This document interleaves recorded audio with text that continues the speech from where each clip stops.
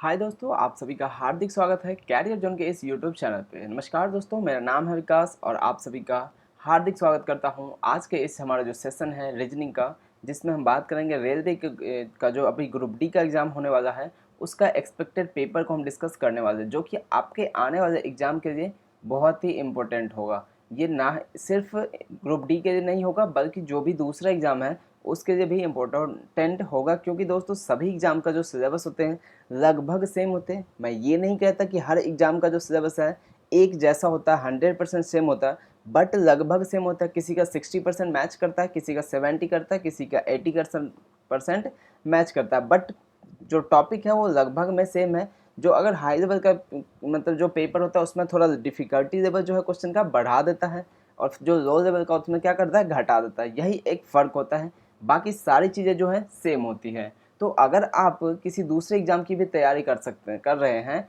तो आप इस क्लास को देख सकते हैं। आपको पक्का यहाँ से कुछ ना कुछ बेनिफिट होगा, क्योंकि मैं यहाँ पे वो डिस्कस एकदम से अच्छे से कर रहा हूँ, ताकि आपके जो कॉन्सेप्ट है वो भी बिल्ड हो सके और आपकी प्रैक्टिस भी हो सके। तो चलते हैं दोस्तों, आज का जो सेशन है उसको हम स्टार्ट करते हैं। उससे पहले आपसे रिक्वेस्ट करूँगा कि अगर आप हमारे चैनल पर नए हैं तो प्लीज़ चैनल को सब्सक्राइब कर दीजिएगा, बेल आइकन भी प्रेस कर दीजिएगा, ताकि वीडियो की नोटिफिकेशन आपको मिलता रहे।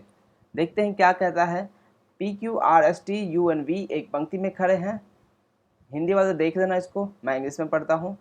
स्टैंडिंग इन अ क्यू मतलब कि 3 3 6 7 लोग हैं, P से V तक हैं दिए हुए हैं, और सभी के सभी एक रो में खड़े हैं। या तो वो हॉरिजॉन्टल भी हो सकते हैं या फिर वो वर्टिकल भी हो सकते हैं, ठीक है। या तो मतलब ऐसा भी हो सकता है या फिर ऐसा भी हो सकता है, तो कोई दिक्कत वाली बात नहीं है। तो आप यहाँ पे उसने नहीं कहा है कि कौन किधर देख रहा है या फिर रो जो है कैसा है, हॉरिजॉन्टल है या फिर वर्टिकल है, आपको नहीं कहा है ना। तो आप चाहे तो आपकी मर्जी, आप कुछ भी दे सकते हो। और ना ही यहाँ पे उसने डायरेक्शन दे रखा है कि बैठा है और वो नॉर्थ देख रहा है या साउथ देख रहा है। अगर वो इस तरह से बैठा है, वर्टिकल बैठा है, तो ये या तो ईस्ट देखेगा या फिर वेस्ट देखेगा।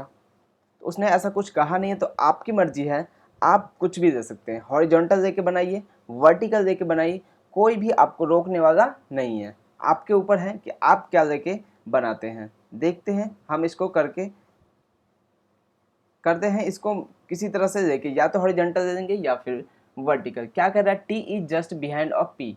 T is just behind of P मतलब टी पी के जस्ट बिहाइंड कब होगा, जब पी आगे होगा और टी जो है पीछे होगा। तो मान के चलते हैं कि हम हॉरिजॉन्टल देते हैं, 7 लोग बैठे हुए हैं हमारे पास, हम दे देते हैं। अभी हम नहीं फिक्स नहीं कर सकते कि कौन कहाँ बैठा है, इसलिए हम नहीं बनाएंगे ये चीज़। ठीक है, अब लिख देते हैं T is just behind of P. मान के चलो टी ये रहा और ये पी रहा, ये इस तरह से बैठेगा। T is just behind of P, दिख रहा होगा आपको कि पी आगे है, हम इस तरह से देंगे और इधर की तरफ फेस कराएंगे, वेस्ट की तरफ, ठीक है। V is just in front of Q। V जो है just in front of Q, इसी तरह से बनेगा। जब V उसके आगे बैठा होगा तभी तो V is just in front of Q होगा। ये यहाँ तक आपको क्लियर है। चलो सर्कल कर देते हैं इसको हम दोनों को, ताकि याद रहेगा। Q who is not the last person. Q जो है लास्ट में नहीं, देखते हु जो है, ये हु या हुच जो होता है जस्ट उसके एंटीसीडेंट के लिए यूज होता है। मतलब कि हु जो यह है या हुच है या फिर दैट है, वो जस्ट उसके पहले जो एलिमेंट होता है उसके लिए यूज होगा। याद रखना हमेशा, इसमें कंफ्यूज कभी भी मत होना। S and is between P and R. S जो है पी और आर के बीच में बैठा है। या तो ऐसे दोनों में से कोई एक पॉसिबिलिटी हो सकती है, या तो ये P इधर होगा या फिर P इधर होगा। तो हमने दोनों लिख दिया है, जो हमारा बैठेगा उसको हम बैठा देंगे। फिर क्या कह रहा है, there is 1 person between T and Q। T और Q के बीच में क्या है, एक लोग बैठा हुआ है। Who is the last person. देखते हैं यहाँ पे, मान के चलो कि ये दे देते हैं P,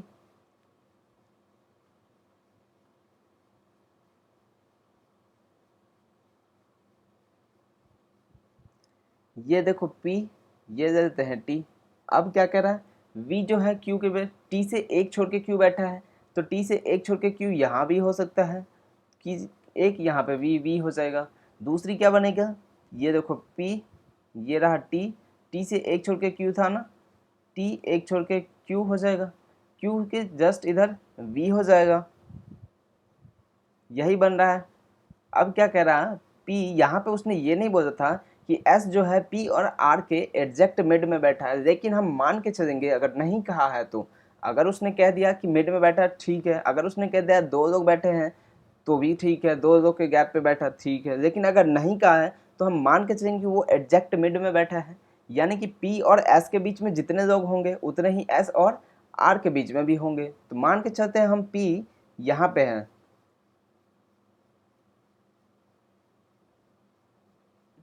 P से एक छोड़ के मान के चलो S, X से एक छोड़ के R, ये भी हो सकता है एक पॉसिबिलिटी।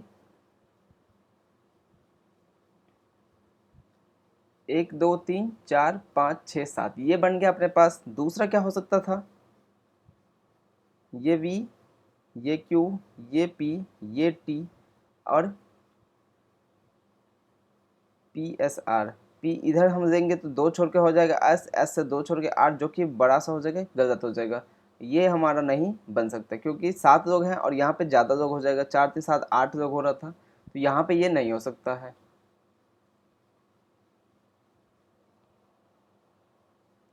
अब एक दो तीन चार पाँच छः सात बैठा है यहाँ पे, ठीक है।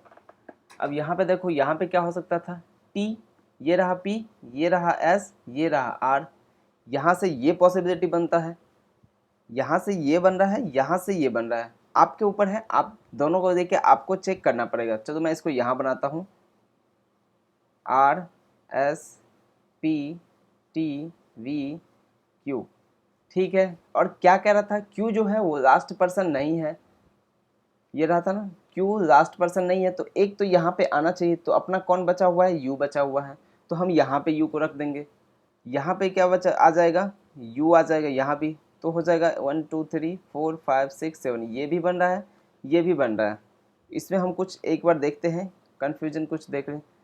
T is just behind P, P के जस्ट बिहाइंड, ठीक है। V is just in front of Q, V जो है जस्ट है इन फ्रंट ऑफ Q को है, और Q who is not the last person, नहीं है, बिल्कुल सही। S is between P and R, S जो है यहाँ से बैठा हुआ है, एक छोड़ के बैठा हुआ है, ये बैठा हुआ, लेकिन हम यहाँ पे इसको इसीलिए नहीं दे पाएंगे क्योंकि उसने ये नहीं कहा है कि एक छोड़ के बैठा हुआ है मिड में, या फिर दो छोड़ के है या तीन छोड़ के है। तो हम ये मान के चलेंगे कि अगर उसने ये कहा कि मिड में बैठा है तो एग्जैक्ट मिड में बैठा है, यानी कि ये वाला हो जाएगा PSR, या तो ये बन सकता है या फिर ये बन सकता है RSP, मतलब कि दोनों के बीच तीन, मतलब S और P के बीच में जीरो होगा और S और R के बीच में भी जीरो होगा, तो हम ये कह सकते हैं।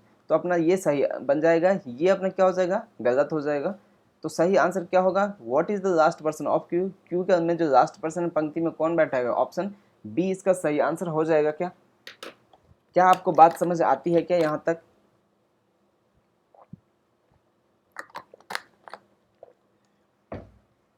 बात आपको समझ आती है तो आप बताइए हाँ या ना, एक बार कमेंट करके बताइए यस या नो। चलिए अगले प्रश्न पे चलते हैं। ये क्या है, नेचर को MC ये लिखा जाता है तो क्रस्ट को क्या लिखा जाएगा? सबसे पहले क्या करेंगे, लिखेंगे इसके प्लेस वैल्यू को NATURE, N का 14 1 20 21 18, E का 5। अब क्या लिखा है, MCQYMK,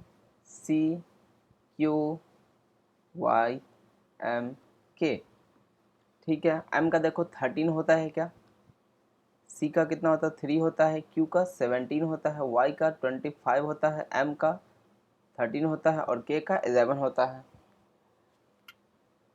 यहाँ देखो कुछ आपको दिखेगा,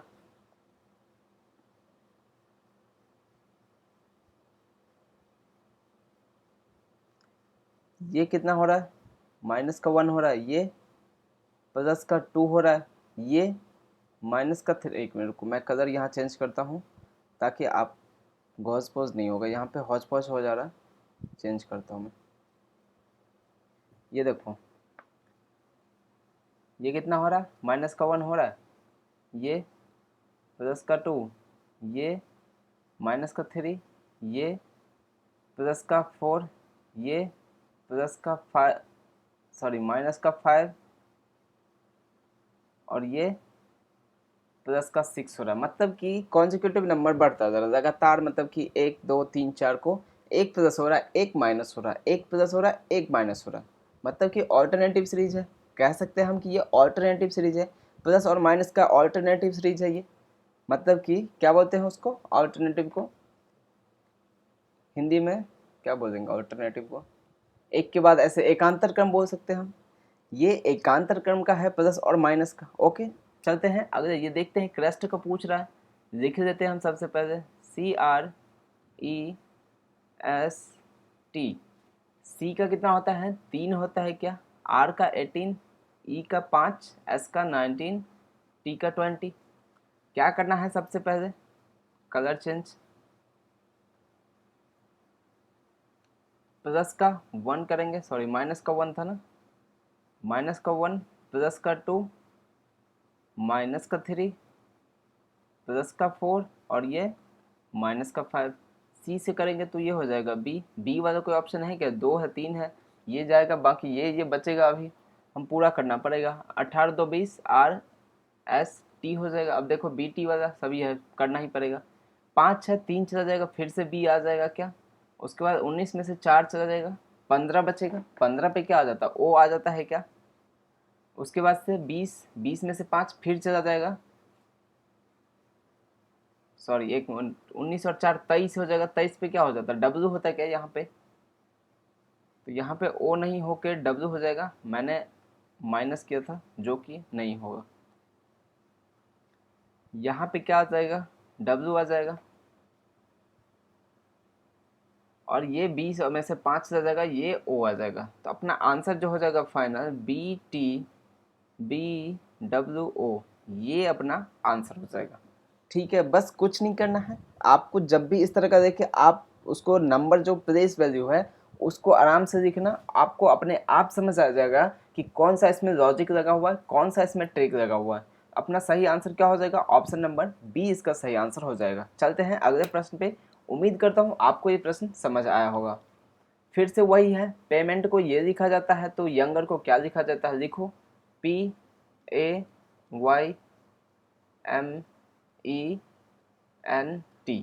पी का कितना होता है 16, ए का 1, वाई का 25, एम का 13, ई का 5, एन का 14 और टी का 20। यही होता है प्लेस वैल्यू। अब तक तो मुझे लगता है आप सभी को प्लेस वैल्यू जो है ए से जेड तक का एकदम से याद हो गया होगा, साथ में जो उसका ऑपोजिट नंबर होता है वो भी याद हो जाएगा, हो गया होगा, हो जाएगा नहीं, आपको उसका ऑपोजिट नंबर याद हो गया होगा अब तक, क्योंकि हमने इतनी बार प्रैक्टिस करा दी आपको, इतना मैं बोल चुका हूँ कि आपको अब तक याद हो जाना चाहिए। अगर नहीं हुआ तो कोशिश करना हो जाएगा, या फिर क्लासेस में मैं आपको इतनी बार रटवा दूंगा कि आपको याद हो जाएगा। रटवाऊंगा नहीं, मैं इतनी बार बोलूँगा कि आपको याद हो जाएगा सुन सुन के। ठीक है, देखते हैं अब यहाँ पे क्या लिखा गया, 7 लिखा है, 1 7 ऐसा कुछ। अब यहाँ पे 16 1 25 दिख रहा है, कुछ आपको दिख रहा है क्या, शुरुआत किससे हो रहा है, यहाँ पे 7 से हो रहा है शुरुआत। यहाँ पे आपको देखो कि दोनों से कुछ करके आप 7 निकाल सकते हो क्या, दोनों के साथ में कुछ एप्लीकेशन लगा के 7 आप बना सकते हो क्या, बिल्कुल बना सकते हो। दोनों को अगर हम ऐड कर दें, देखो ऐड कर देंगे तो ये 7 हो जाएगा, ये 1 है 1 ही रहेगा, ये भी 7 हो जाएगा, ये कितना हो जाएगा 4 हो जाएगा, ये 5 ही रहेगा, ये भी कितना हो जाएगा 5 हो जाएगा, और ये 2 ही रहेगा। क्या यही दे रखा है आपको, क्या आपको कोड उसका पेमेंट का कोड यही दे रखा है क्या, 7 1 7 4 5 5 2। तो क्या कह सकते हैं हम, उसका जो प्लेस वैल्यू आया है, जो यूनिट डिजिट के अलावा मतलब टेंस में है, टेन मतलब टेंस में है, हाँ 2 डिजिट में है, उसको हम सिंगल डिजिट में चेंज किए हैं, मतलब कि यूनिट डिजिट में चेंज किए हैं। सेम चीज़ यंगर को लिख देते हैं, देखो YOUNGER। वैसे तो आपको लिखने की ज़रूरत नहीं पड़ेगी, क्योंकि आप यहाँ से भी डायरेक्टली कर सकते हो। दिखाता हूँ कैसे कर सकते हो। देखो y का 25 होगा, यहाँ से 7 आएगा, o का 15 होता है, यहाँ से 6 आ जाएगा, u का 21 होता है, यहाँ से 3 आ जाएगा, n का 14 होता है, तो 14 का कितना आ जाएगा, यहाँ से 5 आ जाएगा, 7 आ जाएगा, 5 आ जाएगा और 9 आ जाएगा। अब देखो 7 6 3 5 7, 7 6 3 5 7 5 9, ऑप्शन ए ही अपना सही आंसर है। आपको अगर प्लेस वैल्यू याद है, अगर आपको ने यहाँ पे लॉजिक ढूंढ दिया, तो आपको इसको फिर से लिखने की ज़रूरत नहीं पड़ने वाली है, बिल्कुल भी ज़रूरत नहीं पड़ेगी, क्योंकि आप यहाँ से आप कर दोगे, क्योंकि आपकी कैलकुलेशन भी अच्छी होगी, मैं उम्मीद करूँगा आपसे यही। यहाँ पे देखो लिख के 25, ओ का 15, यू का 21, एन का 14, जी का 7, ई का 5 और क्यू का 17। ये क्या आर था ना, आर का 18। 5 2 7 6 3 5 7 5, कितना था ये, आर का 18, 8 1 9, यही था ना, 76 35 75 9, 76 35 75 9। ऑप्शन ए इसका सही आंसर हो जाएगा। बात आपको समझ आती है क्या? क्या आपको मेरी बात समझ आती है क्या? यहाँ तक कोई आपको दिक्कत है क्या? कोई आफत है क्या आपको? कोई आपको मुश्किल है क्या? अगर आपको कोई आफत है, कोई भी मुश्किल है, कोई भी परेशानी है, तो आप कमेंट कर दीजिए, मैं उसे दूर करूँगा, मैं उसे उस परेशानी को दूर कर दूंगा। चलिए अगले प्रश्न पे, उम्मीद करता हूँ आपको ये समझ आया होगा। चलते हैं नेक्स्ट प्रश्न। नेक्स्ट है स्पाइक। स्पाइक को ये लिखा जाता है तो जिंगो को क्या लिखा जाएगा? स्पाइक को एक कोड दिया गया है, किसी भी तरह कोई एप्लीकेशन लगा के ये निकाला गया है, तो जिंगो का क्या हो जाएगा?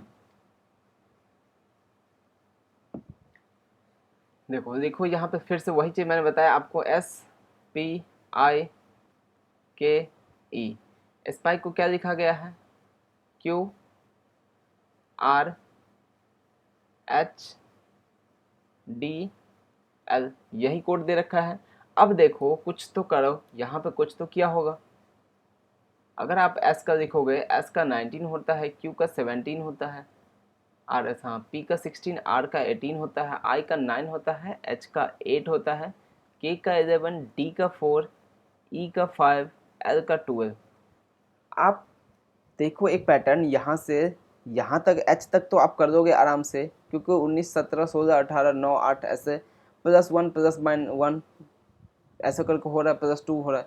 लेकिन जैसे आप पहुँचेंगे के पे, तो आपका जो अभी लॉजिक था वो हो जाएगा फेल।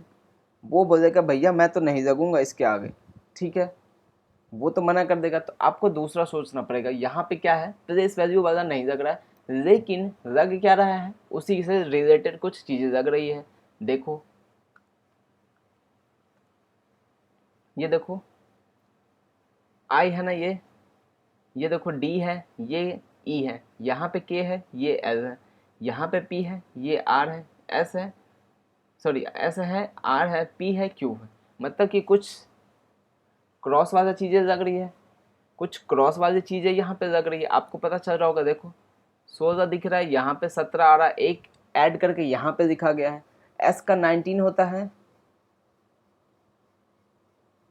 आर 18 होता है, एस 19 होता है।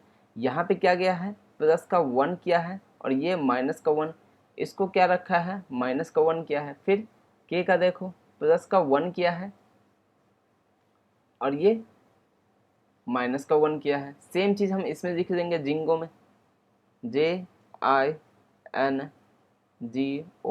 जे का 10, आई का 9, एन का 14, जी का 7, ओ का 15।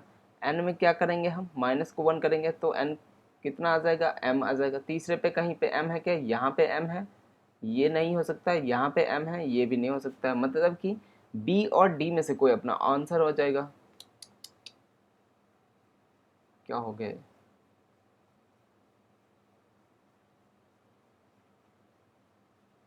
दोबारा करना पड़ेगा यार।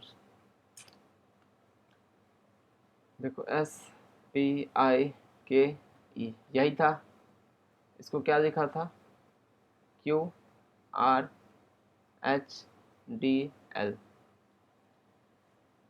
P में Q जोड़े थे, +1 किए थे, इसमें -1, ये आई था 9 8, माइनस का 1 और प्लस का 1 है, ये -1। ये देखो जिंगो ने ना, JINGO, जिंगो हो गया। अब ये देखो एन है, ये तो देखो अपने एक माइनस करके लिख देंगे तो क्या हो जाएगा, एम हो जाएगा। एक माइनस का मिड वाला जो था उसको हमें कुछ नहीं करना, एक माइनस करना था, माइनस हो जाएगा। अब देखो पी से क्यू हो रहा था, आई से क्या हो जाएगा, जे हो जाएगा। क्या जे वाला एकमात्र ऑप्शन है डी, जे आपको सिर्फ और सिर्फ ऑप्शन डी में दिख रहा है, किसी में नहीं दिख रहा, तो डी ऑप्शन अपना सही आंसर हो जाएगा। वैसे हम चेक कर देते हैं। आई से जे था और ये क्या हो जाएगा, फिर यहाँ पे आई हो जाएगा, -1 करेंगे, यहाँ पे क्या हो जाएगा, ओ है, माइनस का 1 करेंगे तो क्या आ जाएगा, एन आ जाएगा। यहाँ पे प्लस का 1 करेंगे तो क्या आ जाएगा, जी एच आ जाएगा। तो यही अपना आंसर हो जाएगा, ऑप्शन डी इसका सही आंसर है। चलते हैं अगले प्रश्न पे। ये एप्लीकेशन दिया गया है, आपको इस तरह का सवाल देखने को एक एक जो है आपके एग्जाम में डेफिनेटली आपको देखने को मिलेगा। तो मैंने क्या बताया आपको अभी तक कि आप उस ऑप्शन को चेक करना, ऑप्शन क्या मतलब उसको चेक करना जो डिविजिबल हो रहा हो पूरा का पूरा। देख लेते क्या है, 8, 6, 4, 2, 10, 6। हमें क्या करना है, 6 बनाना है। देखो यहाँ पे 4/2 करेंगे तो 2 हो रहा है, 2 से 6 दूना 12, 8 20, 20 में से 10 गया, तो ये तो हो नहीं रहा। देखते हैं कुछ और करके, यहाँ पे +2, 4 दूना 8, सॉरी 2, 6 दूना 12, 12, 12 में से 10 गया, प्लस का 2, 8 और 2 10।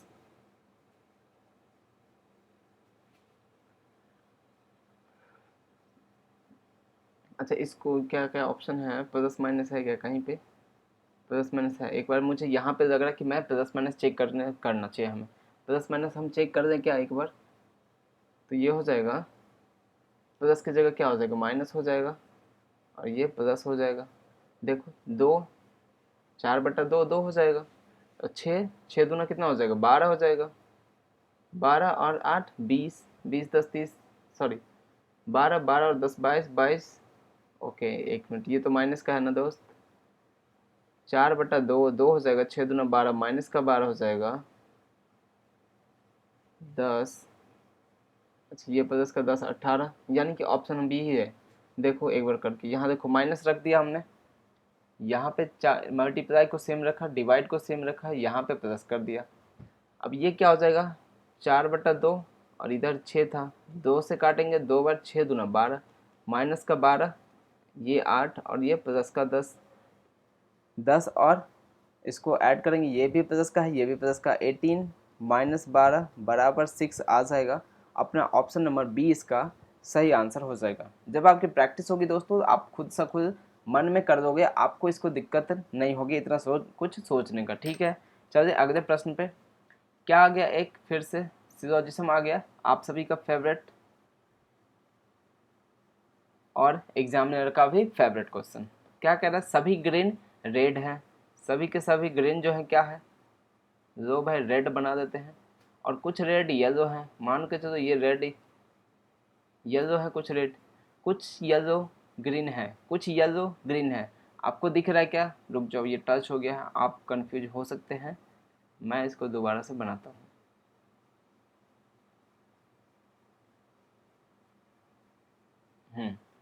कुछ येलो ग्रीन है, कुछ येलो यहाँ पे है, ये वाला पार्ट है येलो का, ग्रीन वाला पार्ट ये है। कोई कनेक्शन दिख रहा है क्या आपको, कोई कनेक्शन येलो और ग्रीन में दिख रहा है क्या, नहीं दिख रहा है ना।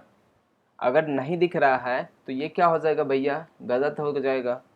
अगर ये पॉसिबिलिटी तो दे नहीं रखा, अगर ये संभावना लगा के देता can be some yellow can be green, कुछ येलो के ग्रीन होने की संभावना है, तो ट्रू होता। बट यहाँ पे क्या दे रखा है, उसने डेफिनेटली बोल रखा है कि कुछ येलो जो है ग्रीन है, लेकिन आपको क्या है दिख ही नहीं रहा है, कुछ येलो ग्रीन नहीं दिख रहा, तो ये क्या हो जाएगा, गलत हो जाएगा। और कुछ ग्रीन रेड है, कुछ ग्रीन रेड है, ये सही हो जाएगा। जब पूरा का पूरा जो ग्रीन है दोस्त, जब पूरा का पूरा ग्रीन जो है वो रेड है, तो थोड़ा सा ग्रीन जो है वो तो भी तो रेड होगा।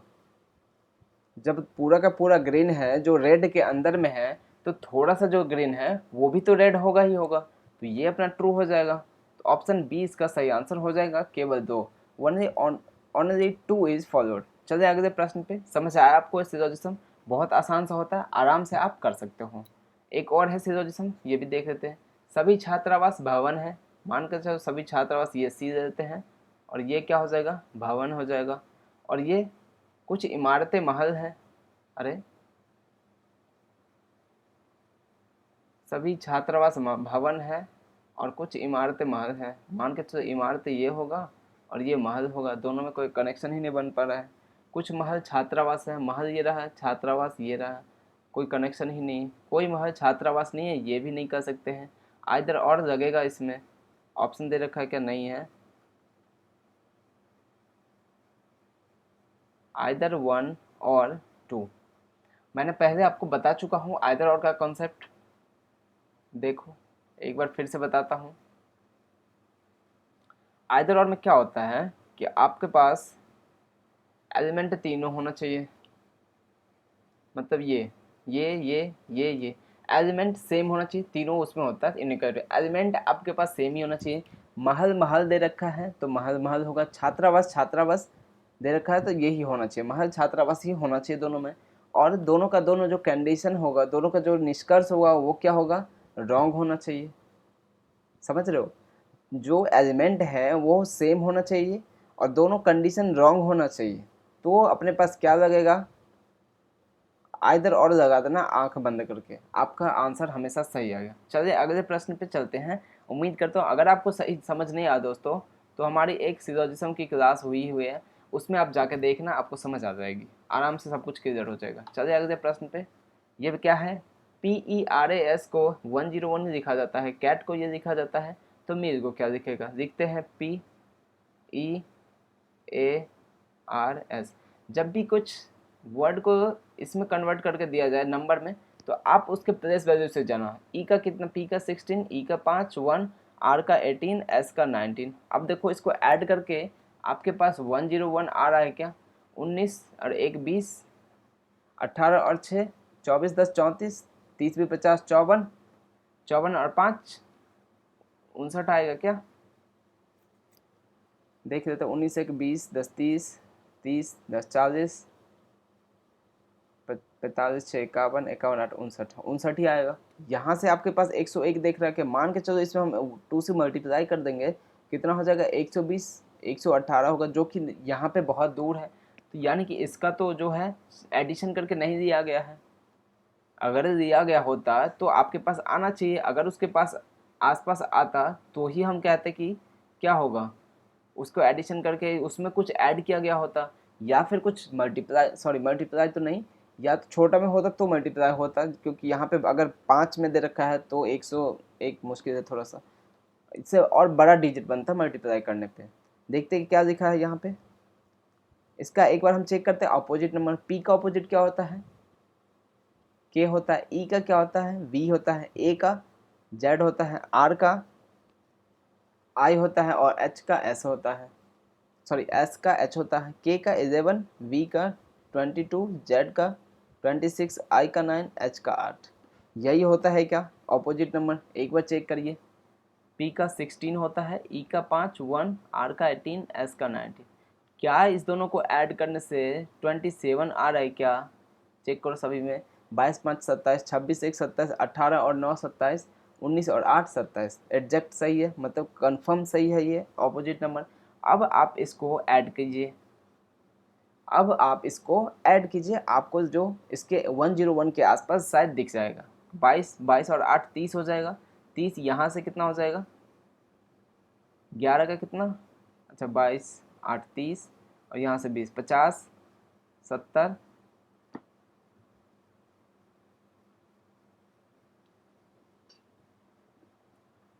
यहाँ कुछ गड़बड़ लग रखी है। 22 8 30 30 20 और यहाँ से 20 50 70 6 76 आ रहा है यहाँ पे, तो 76 आ रहा है यहाँ पे और 101 है। देख लेते हैं एक बार कैट को करके। CAT, टी का 20, ए का वही, ये 3 20 3 23 23 1 24, मान लो 24 दूना 48 हो जाएगा, एक ऐड करेंगे तो 24 दूना 48, एक ऐड करेंगे तो 49 हो जाएगा। यहाँ पे हम किए थे कितना आ जाया था? 19 1 20 30 38 6 44 10 34 34 अरे 19 1 20 30 30 38 38 और 10 48 6 54 5 59, ऐसा कुछ आया था 59। इसको मल्टीप्लाई करेंगे 2 से, मान के चलो तो ये तो 100 118 होता है, यहाँ पे 101 है। क्या मिस हो रहा है? मैं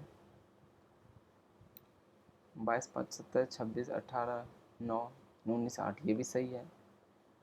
76 25 ऐड करने से आ रहा है क्या? हाँ, आ तो रहा है, देखो ना।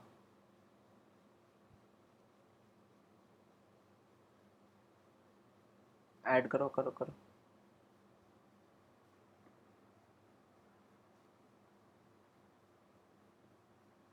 76 आ रहा है क्या इसको ऐड करने से? 22 8 30 30 20 50, यहाँ से 70 70 से 76 आ रहा है क्या? इसमें अगर हम 25 ऐड करेंगे तो 101 आ रहा है क्या? सेम चीज़ यहाँ पे देखो। अच्छा, यहाँ तो इसका ऑपोजिट देना था। सी का क्या होता है? सी एक्स जेड, और टी का क्या होता है? Indian day. आई आर नहीं होगा, टी का 20 है ना, 7 जोड़ दो ना, 7 क्या होता है? जी, जी होता है। एक्स का 24, जेड का 26, और ये 7। यहाँ भी ज़्यादा, सी एक्स ए जेड 50 7 57 हो रहा है। क्या छूट रहा है? कुछ तो छूट रहा है इसमें।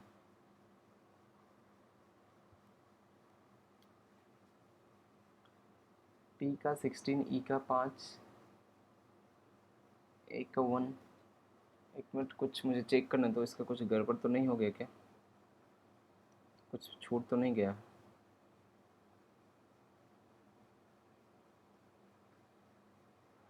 पी के का 11, वी का 22, जेड का 26, यही होता ना आइकन? आप लोग भी करो दोस्तों, आंसर एक बार देखो, चेक करके बताओ क्या आ रहा है आपका।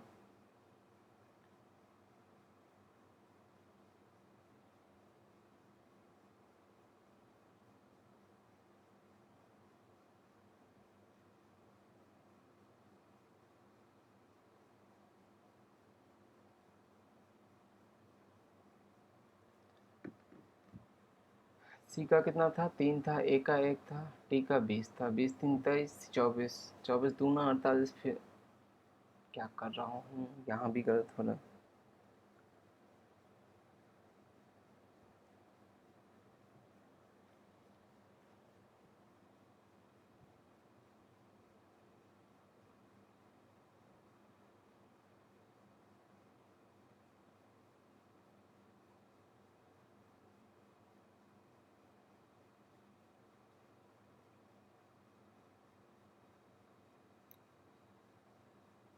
क्या है ये? पियर्स 101 है ना?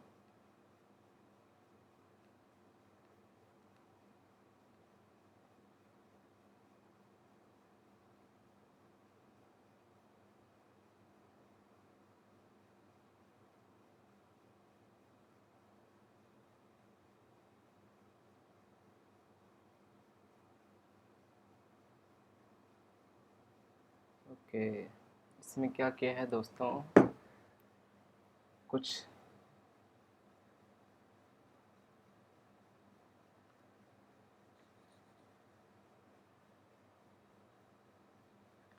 कुछ नहीं किया, आराम से इसको ऑपोजिट दिया है।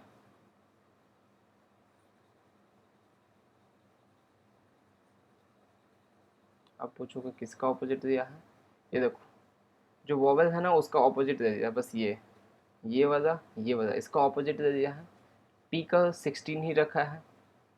ई का ऑपोजिट क्या हो जाएगा? ई वी हो जाएगा, वी का 22 होता है। और यहाँ पे ए का कितना हो जाएगा ऑपोजिट? 26। आर को 18, और ये 19। अब इसको ऐड करेंगे, कितना हो जाएगा? 6 2 8, 8 6 और 2 8, 6 14, 14 और 8 26 2 22, 22 और 9 31 का 1 हो जाएगा। बचेगा अपने पास 3, 3 4 5 2 7 2 9, 9 और 2 9 और 1 10। मतलब कि जो वॉवेल था उसका ऑपोजिट नंबर दिया है, और जो कॉन्सोनेंट था उसको सेम ही रखा है। यहाँ पे क्या हो जाएगा? सी का 3 ही हो जाएगा, ए का 26 हो जाएगा, और टी का 20 हो जाएगा। इस तरह से यहाँ पे आ जाएगा 49, 20 20 40, 49 आ जाएगा। तो मील का देखो, ई का कितना आ जाएगा? 22 आ जाएगा, इसका ऑपोजिट। यहाँ पे 26 आ जाएगा, 20 20 40 48। और एम का 13 होता है, एल का 12 होता है, 60 70 3 73, 73 इसका सही आंसर हो जाएगा, ऑप्शन सी। तो कभी कभी आपको घुमा सकता है, जैसा भी हम घूम गए थे, आप भी काफ़ी जो कन्फ्यूज हो गए होंगे, तो एग्जामिनर कभी कभी घुमा देता है, इसी तरह से आपको फंसा देता है। चलते हैं अगले प्रश्न पे। उम्मीद करता हूँ समझ आया होगा, अगर नहीं आया है तो आप कमेंट करके बताइए। अब देखो ये क्या है, 11 है, ये 72 है। आपको 11 से किसी तरह 72 को बनाना है, और जिस लॉजिक से ये 72 बन रहा है, सेम लॉजिक किसी एक में फॉलो कर रहा होगा, वही आपका आंसर होगा। तो देखते हैं क्या किया गया है। अब आप देख सकते हो यहाँ 72 है, यहाँ पे 11 है, 11 है और ये 72 है। तो 72 जो है दोस्तों, आपको पता है कि 12 के आसपास होता है। 12 को 6 से अगर मल्टीप्लाई करते हैं तो 72 हो जाता है। और ये 12 जो है क्या है, 12, वो 11 के पास में भी है। तो पहला दिमाग में आपके क्लिक करेगा 12 को लेके करने का, क्योंकि 11 के पास में कौन सा है, 12 दिख रहा है। 12 को देख के आप करोगे तो 12 हम इसको बना सकते हैं क्या, बिल्कुल बना सकते हैं सर। कैसे बना सकते हैं, 11 + 1 का कर दो, ये क्या बन जाएगा अपने पास 2, 12। अब अगर हम ये कर सकते हैं 12 का, यहाँ से हम दो तरह से ले सकते हैं। या तो इसका स्क्वायर करके आप क्या करोगे, 144 आएगा, डिवाइड कर देना 2 से तो 72 आ जाएगा। ठीक है, आ रहा है यहाँ से। या फिर इसको इसका डिवाइड करके 12 को उससे मल्टीप्लाई कर दो तो भी 72 आ जाएगा। तब भी या तो आप क्या करो, 12 का स्क्वायर करो, उसको 2 से डिवाइड करो, या फिर 12 का आधा करके जो आएगा उसको 12 से मल्टीप्लाई करो, दोनों से 72 आ रहा है। यानी कि दोनों में से कोई सा भी आप लॉजिक लगा दो। देखो 9 48 करेंगे तो क्या किए थे हमने, पहले एक ऐड किया था, 9 में एक जो ऐड करेंगे 10 हो जाएगा। ठीक है, अब 10 का स्क्वायर करेंगे 100 आएगा, 100 का आधा करेंगे 50 आएगा, ये नहीं हो सकता। 3 का देखो, 3 का एक ऐड करेंगे 4 हो जाएगा।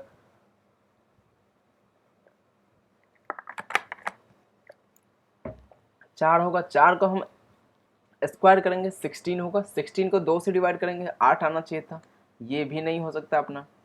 15 देखो, 15 क्या है, एक ऐड करेंगे कितना हो जाएगा, 16 हो जाएगा। 16 का स्क्वायर कितना होगा, 256 होगा, 2 से डिवाइड करेंगे तो ये कितना आ जाएगा, 128 आएगा। 95 है, गलत होगा। अब एक बचा अपने पास, और ये यही आंसर होगा वैसे। देखो 7 में एक ऐड करो कितना हो जाएगा, 8 होगा। स्क्वायर करेंगे, 8 का स्क्वायर 64 होता है, 64 डिवाइड बाई 2 करेंगे 32 आएगा, जो कि सही है। ये वाला अपना फॉलो हो रहा है। दूसरा करके देख लेते हैं। 7 में हमने एक ऐड किया था 8 हुआ, 8 को हमने 2 से डिवाइड किया था 4 आया था। अब इसको फिर 8 से मल्टीप्लाई किए थे 32 आया था, तब भी ये फॉलो कर रहा है। यानी कि अपना ऑप्शन क्या हो जाएगा, डी अपना आंसर हो जाएगा। समझ आया आपको, यहाँ तक बात समझ आती है तो बताइए। बात आपको समझ आती है क्या, यस या नो करके बताइए जल्दी से, अगर आपको बात समझ आती है तो। चलिए अगले प्रश्न पे। ये है इनइक्वालिटी का, ये भी अच्छा क्वेश्चन है, देखते हैं ये क्या है। डी से एफ जाना है, देखो डी से आपको जाना है एफ, मैं पहले भी बता चुका हूँ और फिर बता रहा हूँ। हमें डी से एफ जाना है और ग्रेटर देन है, सिर्फ ग्रेटर देन है, मतलब कि यहाँ पे लॉक नहीं लगा है। हम तीन चीज़ें होती है, greater than, equal to, less than equal to और इक्वल टू। तो जब भी ग्रेटर देन इक्वल टू होगा या लेस देन इक्वल टू होगा तो हम इस दोनों को किससे रिप्रेजेंट करेंगे, नाम देंगे, लॉक के साथ में देंगे। यानी कि इसको हम समझेंगे कि ये लॉक है, ये दरवाज़ा है, ये दरवाज़ा है और ये लॉक है। ये क्या है, दरवाज़ा है और ये लॉक है। ठीक है, जब भी आपको सिर्फ जाना हो, दरवाज़ा दिया गया हो, लॉक नहीं दिया गया हो, तो पूरे जर्नी में, पूरे रास्ता में आपका कोई एक ऐसा जगह होना चाहिए, एक दरवाज़ा होना चाहिए जिस पे लॉक नहीं लगा हो। कोई भी एक ऐसा दरवाज़ा होना चाहिए जो बिना लॉक का होगा, तो आपका वो कंडीशन जो है ट्रू हो जाएगा। और अगर लॉक दे दिया तो जर्नी में कोई भी ऐसा दरवाज़ा नहीं होना चाहिए जहाँ पे लॉक नहीं लगा हो। अगर आपको कंक्लूजन में, निष्कर्ष में ये दे दिया कि जो दरवाज़ा है उसके साथ में लॉक लगा है, तो क्या कर समझना आपको कि जर्नी में यानी कि यात्रा में आपको कोई सा भी ऐसा दरवाज़ा नहीं होना चाहिए जिसके पास लॉक नहीं लगा हो। लॉक हर जगह चाहिए, तभी वो ट्रू होगा, अदरवाइज वो फॉल्स हो जाएगा। ये देखो डी से एफ जाना है, बिना लॉक का है। कहाँ है डी, डी से टी चले जाए, डी से टी चले जाएंगे, टी से क्यू चले जाएंगे और क्यू से हम एफ चले जाएंगे। अब देखो क्या कहा था मैंने, पूरे जर्नी में कहीं एक ऐसा दरवाज़ा होना चाहिए जहाँ पे लॉक नहीं लगा चाहिए। यहाँ पे देखो लॉक लग रहा है, यहाँ पे नहीं है लॉक और यहाँ पे भी लॉक है। तो क्या हो जाएगा, एक जगह तो खुला है तो आप जा सकते हो, सही आंसर हो जाएगा इसका। मतलब कि ये फॉलो कर रहा है। नेक्स्ट है एस से जेड। अब एस से जेड जाना है हमें।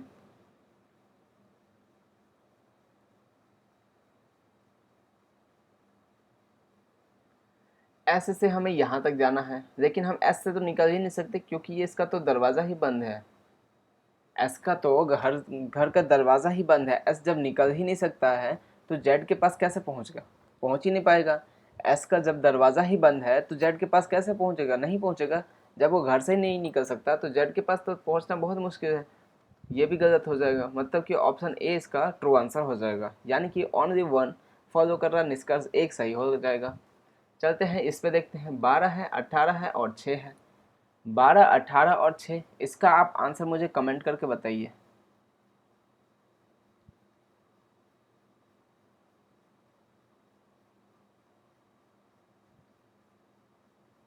ये आप सभी का होमवर्क होगा, इसका आंसर आपको कमेंट करके बताना है और फिर मैं इसको कल की क्लास में,